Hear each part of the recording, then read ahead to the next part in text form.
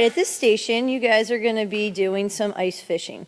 Just like in Minnesota and all the places way up north, there's a hole in the ice and then people drop their fishing poles in. Kathleen has caught a fish. She maybe can, oh, Thomas did too. Thomas, oh no, Annie. If you catch one, you can take it off the hook and keep it next to you, and then you can try it again. If it looks like it's pretty easy to do, then you can be very careful that you don't get tangled and that you're very careful with the ends of your fishing rods.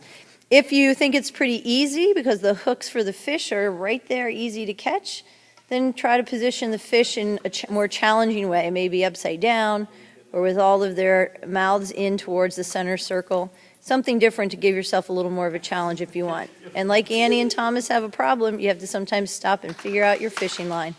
All right, have fun ice fishing. They always sit on their buckets just like this. You guys look like pros.